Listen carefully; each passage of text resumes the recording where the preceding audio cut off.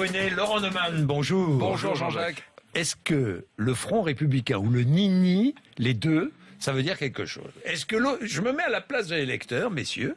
Est-ce que franchement, quand vous êtes dans votre région, dans votre département, dans votre canton, vous avez envie d'entendre, d'écouter ce qu'on vous dit à Paris? Mais les partis politiques sont libres d'émettre comme ça pour leurs électeurs des consignes de vote. Maintenant, faut bien être conscient d'une chose. Historiquement, la consigne de vote, c'est plutôt quelque chose qui est pratiqué à gauche. Parce qu'à gauche, on a l'esprit plus grégaire, plus collectif.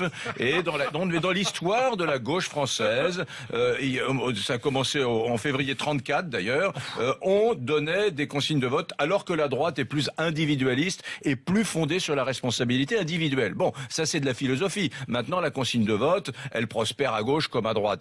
La question c'est, est-elle suivie? Et l'autre question, c'est est-ce que les électeurs ne déconsidèrent pas les politiques qui leur intiment l'ordre? Alors c'est un peu fort, mais qui leur demandent de voter comme ci ou comme ça. Ça, c'est compliqué. Moi, je pense qu'aujourd'hui, la sociologie, la psychologie de l'électeur a changé et que l'électeur aime bien qu'on le prenne pour une personne adulte et que par conséquent, on évite de lui donner des consignes de vote. La version la plus sophistiquée, la plus perverse de la consigne de vote étant celle pratiquée en 2012 par Bayrou qui dit « Je ne donne pas de consigne de vote, mais sur un plan personnel, moi, je voterai François Hollande. » Bon, voilà. Eric, la bonne question, on peut partir du point de vue, partir du point de vue que les électeurs font ce qu'ils veulent, mais que pour autant, les états-majors peuvent quand même dire ce qu'ils pensent et donner des consignes. Premier point.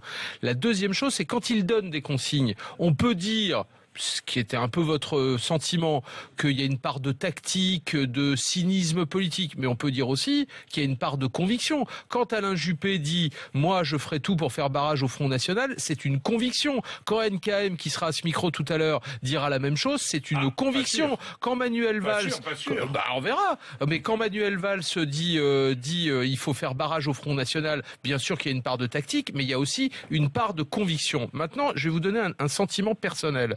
Je pense que la stratégie du Nini à droite, quand Manuel Valls dit qu'elle est mortifère, elle n'est pas mortifère pour la République. Je pense, moi, qu'elle est mortifère pour la droite. Regardez ce qui s'est passé dans le Vaucluse. Le Vaucluse, le Front National, ou le Gard. Mais le Vaucluse, c'est encore plus symptomatique. Le Front National est très très haut, mais la conséquence, c'est que l'UMP a quasiment disparu de la carte électorale. Or, on se rend compte que dans les régions, dans les villes, dans les départements où le FN est fort, l'UMP, et je ne parle même pas de la gauche, ont un mal de chien à reprendre main sur ce lieu, ce département, cette ville.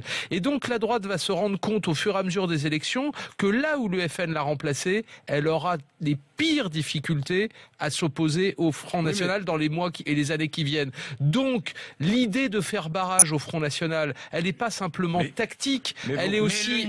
Mais qui va mais qui applique ça? C'est comme le Front Républicain, mais quel est l'électeur qui écoute? Non, mais elle est là, franchement, on l'a dit, ça très bien, les électeurs font ce qu'ils veulent. Vous venez de déployer une magnifique analyse politique et au passage, la question, c'est est-ce qu'elle est vraie ou fausse? Et au passage, j'observe d'ailleurs que vous réussissez à parler du Front National encore une fois, alors qu'on est sur un sujet d'ordre de philosophie politique. Non, pour moi, le sujet est le suivant. Est-ce qu'en 2015, un appareil politique, un chef de mouvement politique peut dire à des électeurs matures, responsables et majeurs, mesdames, messieurs, soyez gentils de voter comme ça? Pour moi, elle est là la question. Et est-ce que les électeurs, est-ce que les électeurs si un parti politique doit dire qu'est-ce qu'il faut faire en matière de politique étrangère, en matière d'impôts, en matière de droits sociaux, etc.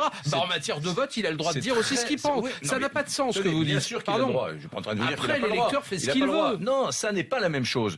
Je vote pour un parti politique parce que il a un programme que j'aime. Voilà. Donc en matière de politique publique, il a décidé de faire ça. J'y souscris. Eh bien, il y a des électeurs qui pensent que Juppé a raison et d'autres qui pensent que Sarkozy a raison. Qu'ils me disent, compte tenu du fait que je suis éliminé, vote plutôt pour ce programme ou vote plutôt pour celui-là. Moi, c'est très personnel. Je considère que c'est infantilisant. Très bien. Moi, je reprends ma démonstration. Quand Nicolas Sarkozy dit Nini, pourquoi il le fait? Il le fait aussi pour une raison tactique, c'est qu'il sait qu'il y a un électeur sur deux du Front National qui vote pour les candidats qui ont réussi à se maintenir à l'UMP. Très bien. Mais moi, je vous dis qu'à long terme, cette stratégie-là, la droite va s'en mordre les doigts parce qu'une fois que le Front National est installé dans un endroit où la droite était forte, la droite aura les pires difficultés à reprendre ce lieu.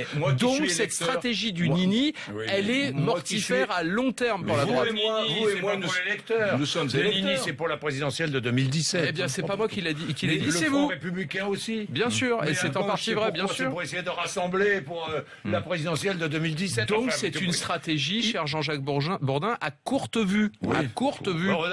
Donc, la consigne de vote, c'est de la politique aérienne à 3 sous. Ah ben, on va être d'accord. Merci, messieurs. 7h56.